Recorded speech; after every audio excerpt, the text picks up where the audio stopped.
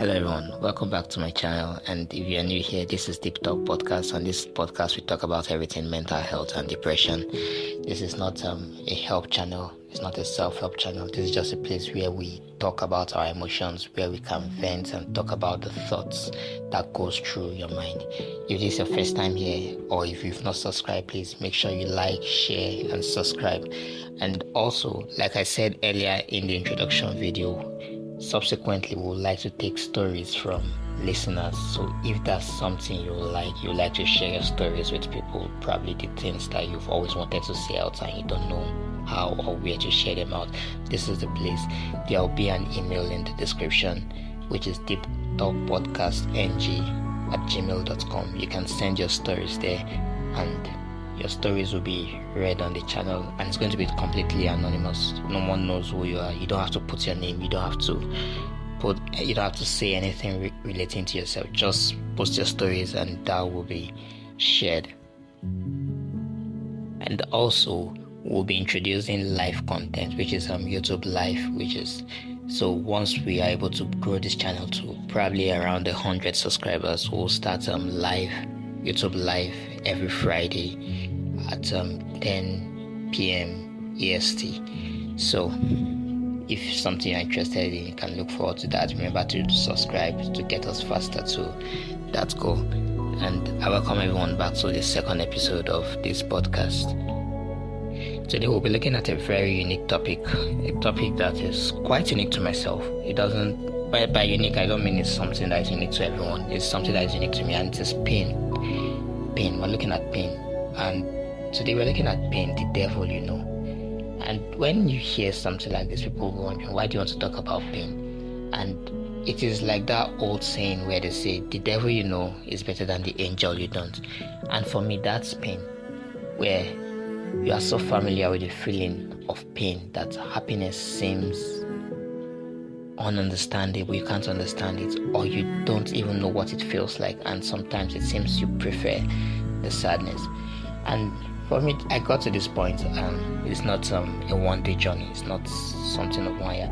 I became depressed that I noticed around age 10, and from that time till now, which is almost over 15 years ago, I still discovered that it's almost the same thought process, and it has gotten to a point where the pain just becomes constant and it never leaves, and you become very familiar with it. Now, someone will be asking, why is a 10-year-old child getting depressed? Or probably you don't know what you're talking about. But maybe in a later episode, I'll share my story. My depression came as a result of probably, I think, unchecked trauma, which I had early in life. During early childhood, I had an unchecked trauma which was left unattended to, and with time, it began to develop, and it got to a point where I discovered that I began to take steps and actions in the wrong direction to try to fix that. And in the process of that, I began to lose myself, and I began to fall down this rabbit hole of consistent sadness and pain. And even when the pain is not available, I try to inflict it on myself, which was one of my coping mechanisms. I was not brave enough to self-harm, so I would say probably that was a good thing. Not like I was scared, but I didn't like the feeling of cut. I didn't like pain, that's physical pain. But in the absence of me, since I could not harm myself physically, I harmed myself mentally, which is I gave myself pain, mental pain, which I began to do things. I began to take actions that will hurt me, that I know that this path you are going down will lead to pain eventually, but I do those things just so I can get to feel that pain. And that's where I'll say I got used to this concept of saying pain, the devil, because with time, consistently doing that, going down that route, it now became like a coping mechanism, and it became so bad to the point where once a situation comes up and I discover that since I'm down, I'm feeling bad about something, the way I deal with that is I cause myself more pain. So it's like I cause more pain to suppress the previous pain that I'm feeling.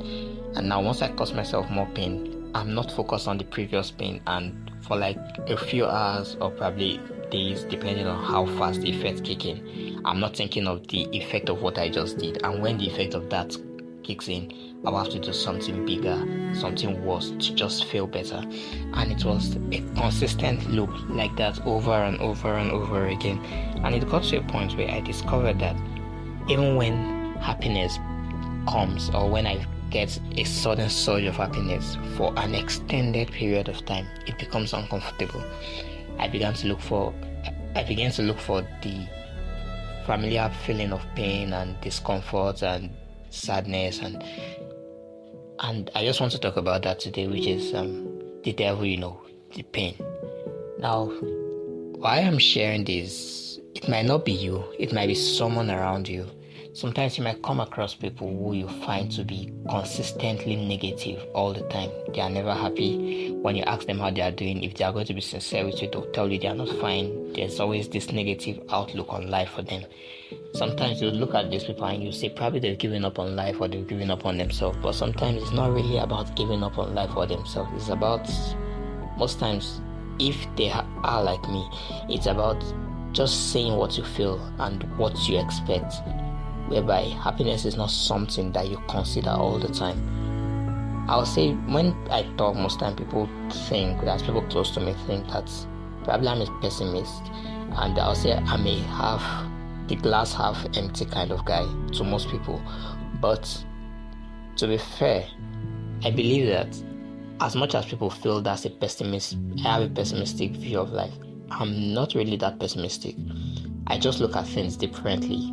I don't sugarcoat things. I don't expect things that shouldn't be. So it's more like I expect pain where pain is to be expected. Most people tend to expect pain or expect happiness where pain is to be expected. It's like they deceive themselves to believe that, okay, because I believe this can lead to happiness, they choose the happy part. But I look at things differently, where I just choose that, okay, this situation can lead to pain more than lead to happiness. I go down that route, and people look like, why do you have to go down this road? But they don't understand that sometimes it's about being sincere with yourself and being truthful with yourself. And when you look at life and you approach life in that situation, you'll discover that a lot of situations you might not really have them. And also, which also brings me to another point, which I believe that people don't talk about all the time. In my own opinion, I believe that happiness is highly overrated. Happiness is highly overrated because people just expect to be happy for no reason. I see some people like, I just want to be happy. I'm like, why? Why do you want to be happy? What is the source of your happiness? And people just believe that because they're alive, they should just be happy and live life and push through, and they just expect that unconditional happiness just consistent in their life. But I believe that that's actually wrong, because I believe that happiness is conditional. Happiness is not something that just comes to everybody. Happiness does not come just because you deserve it. Happiness is something that comes as a result of you achieving something, which is how I approach it. So when people say I just want to be happy and they don't have a reason or a goal to lead to that happiness, sometimes it makes you wonder, what do these people actually think? Like, what is their thought process like? Because I think if you want to be happy academically, you do well, you pass your exams, you get into the school of your choice, that will give you happiness. Now that happiness will not last, and which I don't believe it should. And once you've had the highs of that happiness, I believe that everything should come back to normal, where it's not that you are sad or whatever, but it's not that you are happy and you're just hyped for no reason up and down. Because a person who is just happy for no reason most times might not even have a drive, because nothing is pushing you, nothing is keeping you on your toes, nothing is bringing you back to reality. You're just happy for no reason, and you seem not to have a concept of the world around you or the things going on around you. So I believe happiness is highly overrated. If you really want to enjoy happiness, according to my own perspective, I don't expect other people to share my perspective, or to believe or to think that what I'm saying is the way it should be. This is just a way I've been able to cope with my own situation. I believe you need to be happy. You have to do something to result in happiness. And doing something to result in happiness might not be for yourself alone. It might be doing something for other people. You might get a surge of happiness from helping an homeless person by the side of the road. You can get a surge of happiness by helping an old lady cross the street, you can feel a surge of happiness by just paying for someone's meal or saying hi to someone, something as simple as that. I believe those things are the real source of happiness, where happiness really comes from. And when people say, I just want to be happy, most times they don't want to do any of these things. They don't want to do anything spectacular. They don't want to break any new ground. They just want to be happy, which is why I believe happiness is overrated. And bringing us back to our topic, which is pain, the devil, I believe that pain is the easiest way to be able to achieve the happiness that everyone seeks in life. When someone says, I want to be happy, sometimes for you to get to that level of happiness, you need pain. For you to get to that level of happiness, you need something that pushes you in that direction. And I call pain the devil, in this scenario, because as people will look at it, that pain is something bad. Pain is something that nobody wish on themselves. Pain is something that you don't even wish on even your enemies. If you have a conscience, like most people, you have a good heart, you might not even wish it on your enemies. But sometimes the pain we talk about is not the pain of losing someone or something very dear to you. We just talk about the pain of life, the pain of situation around you, the pain of the world is not perfect, the pain of the world don't owe me an understanding, the pain of everything going on in my life right now. Probably I deserve it. A lot of people don't tell themselves that. Sometimes they look at situations in their life and they wonder, why me? Why is it going this way? But sometimes if you accept the situation going on in your life and say, maybe I do deserve it. Someone is sad for no reason. I don't know why I'm sad, and everything I try doesn't work out. Everything I decide to go into just go the other way around, and it looks like I keep failing at everything I try. Sometimes when you accept that maybe I deserve it, you discover that might sound very mean and that might sound very off, but you will discover that at times once you accept that reality, it doesn't bother you as much. It's like a point where you realize it's like a person that is being haunted, probably to be killed or something. The time the person accepts that death and is just standing there, whatever you want to do, just do, you'll discover that person is more at peace and the person is at ease compared to a person who is running up and helter-skelter, because the moment you accept something, everything about you comes to a point where it's either trying to fix it, that situation, or it is trying to make you see reasons why you probably deserve it. So now this is a very tricky side, because as sensible as it might seem, or as senseless as it might seem, whichever way it is, it looks both ways.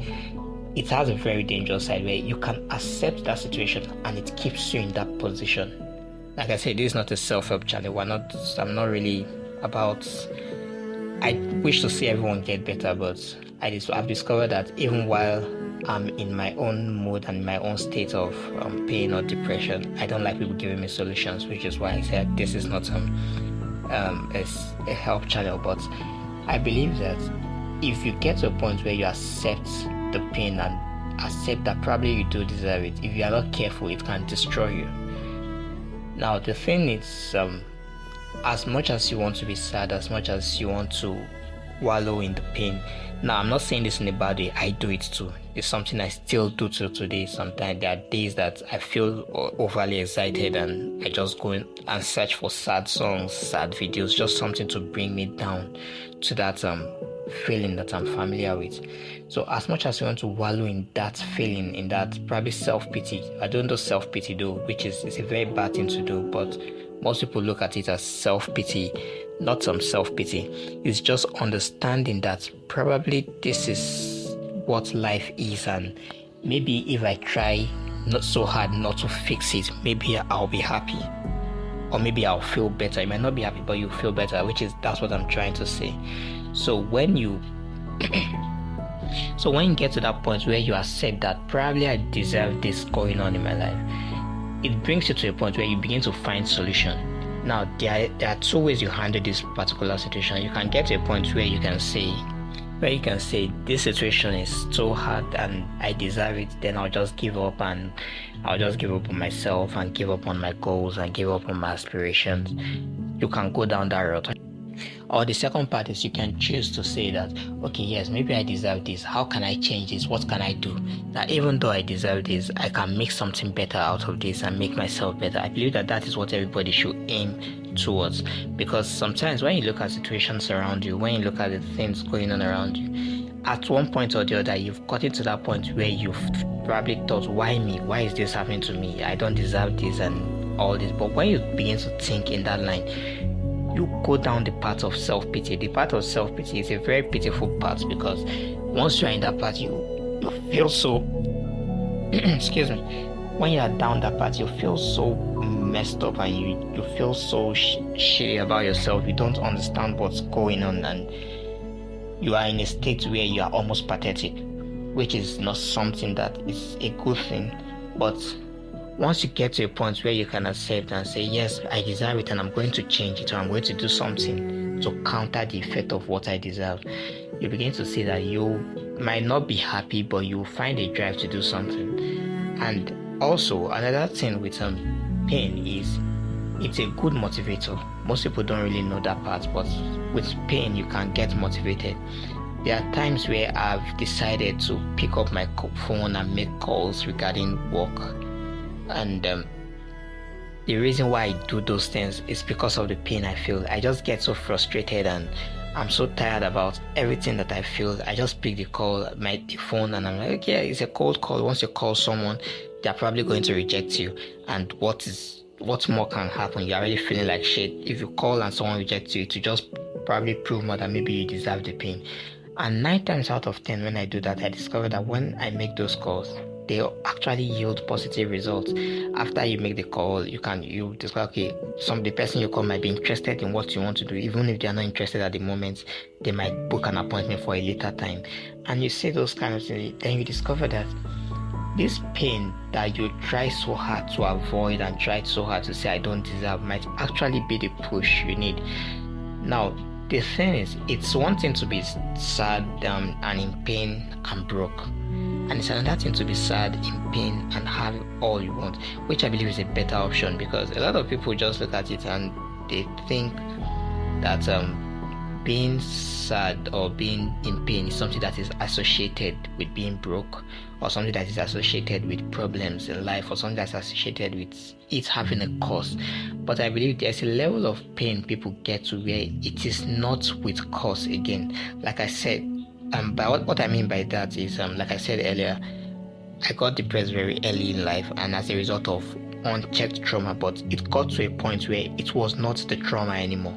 It was just a way of life now, where I look at the situations around me and I'm like, I don't have a reason to be like this. I don't have a reason to hate myself. I don't have a reason to be sad. I don't have a reason to be depressed. But I am. And when things go well and things go smoothly and things go the way I planned and everything is happy and rosy, I get uncomfortable and I feel like, no, this doesn't feel right. This doesn't feel right. And I begin to seriously search for situations and scenarios that will just bring me down again and back to that mood of sadness. And once I get back to that mood, it's like an endless hole where you fall for days and you are sad and moody and you hate yourself and you don't want to move. Then you get to that point again where the hate gets to the point where you're like, okay, let me do something again, which is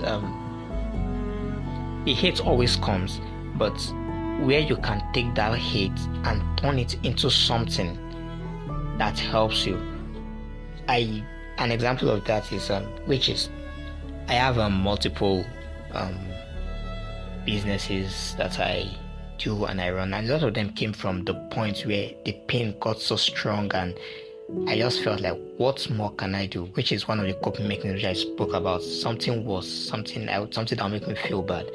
And after I discovered that was a coping mechanism that I use and I handle with myself and how I go about things, I discovered a way to make it a positive one for me, because the mechanism and the options that we're using for were harmful, not just to myself, were harmful to other people, harmful to the people around me. And I thought, what more can I do? How about I do something? One thing I hate most is making promises I can't keep, or starting something I can't finish. Those things hurt me the most because it kind of solidifies this feeling of hate that I have, or this feeling of sadness, and this feeling of, let's say, a failure that I feel towards myself. I hate those scenarios because they make me feel that over and over again. And the only way I cope with this pain is to make myself feel bad. So what I do is, once I get to that state of mind, I look for something that is almost impossible for me to start. Then I draft out a proposal for it, and I just start working towards it. And when I do that, 9 times out of 10, they don't work out, which is the truth. Like I said, I have multiple things I handle. It doesn't mean they are successful, but I discovered a lot of things from those experiences. As much as many of them didn't take off, and some of them did take off, but they are not moving at the pace that they should move. I've learned things from those experiences whereby if people come to me in those line of work or those line of businesses, now I have something to say, I have an idea to share, and I've been able to help a few people with some of the things they do just from the knowledge I gained from just pushing out in the moment of my own pain. So as much as a lot of people will say pain might not be a good thing, might not be something that people should want in their life, I believe that pain has there's a healthy amount of pain that people should feel. And by pain, I mean not just physically, I mean mentally also. It strengthens the mind, and it also removes the fairy tale notion of the world that a lot of people have. A lot of people see the world in rainbows and roses and everything is happy and all smiley. But then when the reality of the world hits them, it looks like they don't really have the backbone or the strength or the energy to stand and counter that thing they feel, which is as a result of the mindset they've had about the world in the past, where they saw things as always happy and everything is rosy. But when you look at the world from the perspective of pain, a perspective of, will I say, doom and gloom, you see things more clearly. It's more like if you are in the light, let's say you're in a house at night and everywhere around you is so bright, there's only as far as you can see into the darkness. You can't really see far. And as much as we hate to admit it, the world is really dark. The world is not light. It's not a place where you can call light. It's really, really dark. But a person who is in darkness can see as far as the light goes. So which is why I believe that there's a level of pain which makes you see the world through a perspective of gloom that can actually help you, because when you look at the world from that perspective, now you're already in pain, you're looking at the world from gloom, which means you've already accepted all the negatives of the world.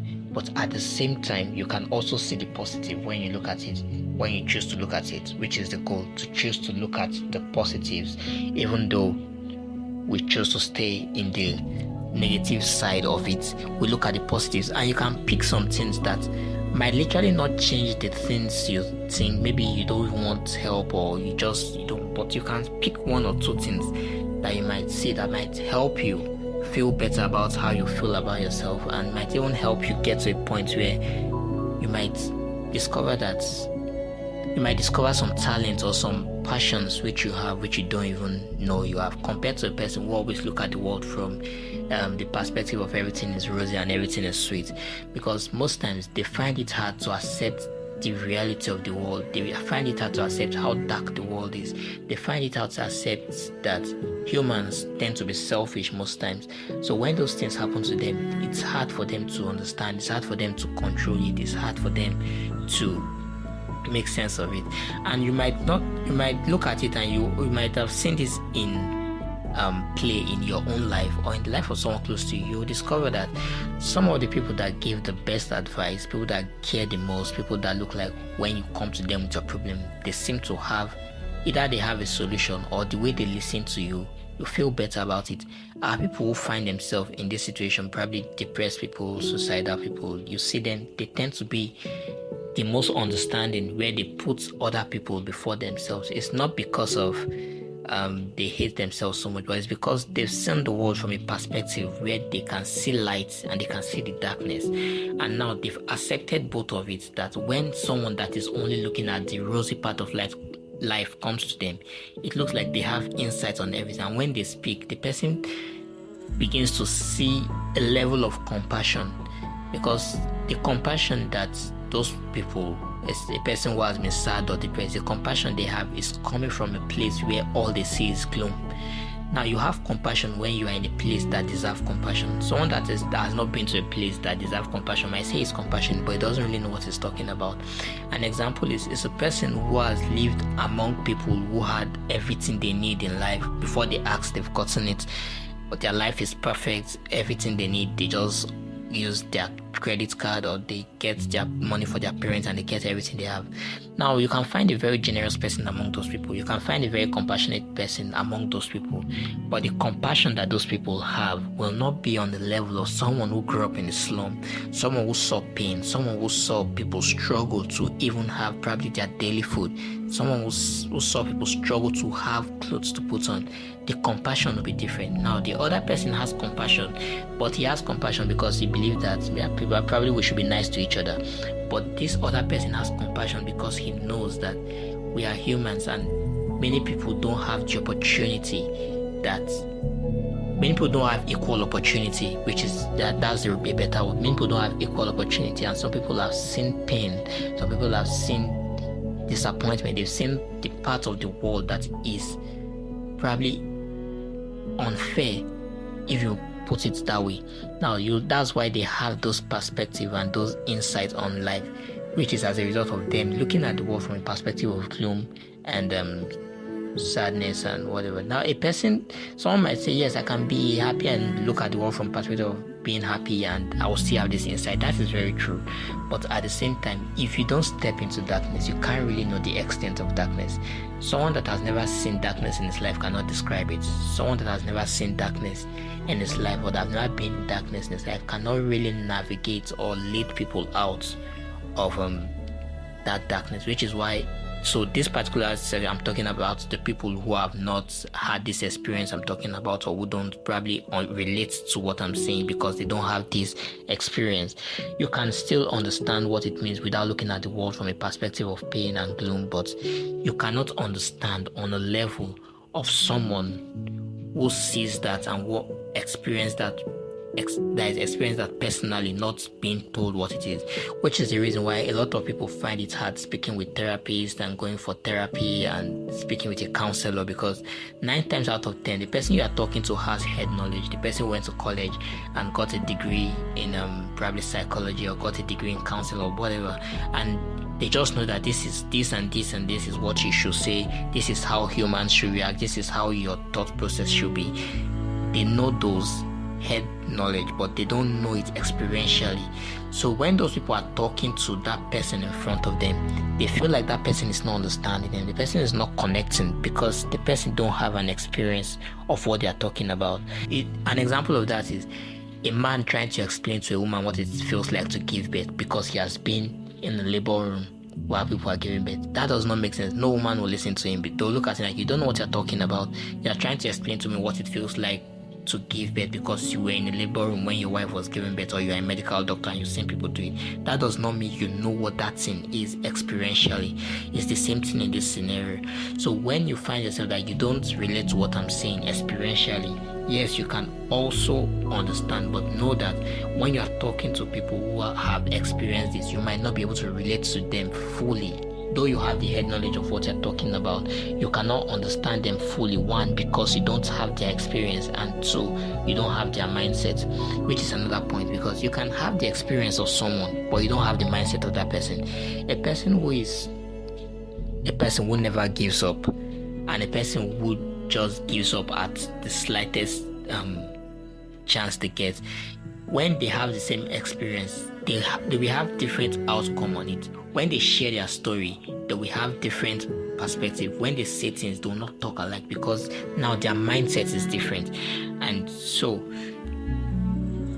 if you're someone that probably you don't understand what we are talking about experience, based on experience. Just know that when you talk to people, always put in consideration that you don't have their experience and you don't have their mindset. Even if you have their experience and you don't have their mindset, it will be hard for you to really relate to them 100%. You can relate to probably 70, 80%, maybe 90%.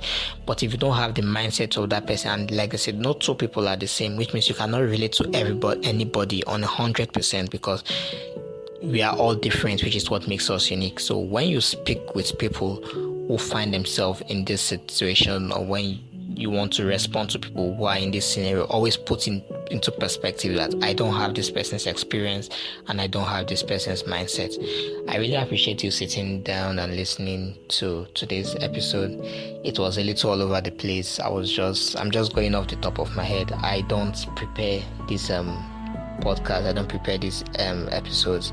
I want it to be as natural as possible. I don't want a scenario where I have a script that I read from, and I just want to have a natural conversation where I just say the things that go through my mind. And you might have noticed that it looks like it has been like all over the place, jump from one topic to another topic. It's just one of the reasons why I started this channel. I just have multiple thoughts go through my mind all the time, and sometimes it almost drives me crazy, and I just need an out to release all the things I think about. And I really appreciate you sitting down and listening to me talk about it. And if you have yours and you feel comfortable enough to share your story, like I said, it's going to be completely anonymous. No one's going to know who you are. Don't put your name. If possible, if you can get a throwaway email, you can do that. Whatever it can be, just something you can send your story in, and we read it and we talk about it. I'll say what I think about it, obviously, not to offer solution like okay, this is what you should do to change. No, I'm not going to do any of those. I'll just say what I think about it, and we'll let every other person also talk about it, because I believe sometimes once you talk about your situation, there are things that you might have overlooked in that situation that might have helped you if you had actually paid attention to, and you might not even pay attention to it till you share it with somebody. And once you share it with people and you have multiple people listening, especially in on a platform like this, where you can have multiple comments, you can see and pick useful tips that can help you with your life also. So if that's something you like to do, you can send your story to deeptalkpodcastng@gmail.com. I will also drop the email in the description also. And also, if you are comfortable with probably a voice interview, probably like an interview, so it's going to be like everything on this channel is going to be anonymous. Probably at a point I might do a face reveal or something, but everything at this point is going to be anonymous, and everybody will be kept secret as long as that's what they want. If you are comfortable with maybe an interview, we can have a recorded voice call, maybe a Discord call, and we upload that also. If that's something you're comfortable with, you can also reach out on the same email, deeptalkpodcastng@gmail.com. I really appreciate your time. I appreciate you listening, tuning in and listening, and I hope to see you next time. Take care and peace.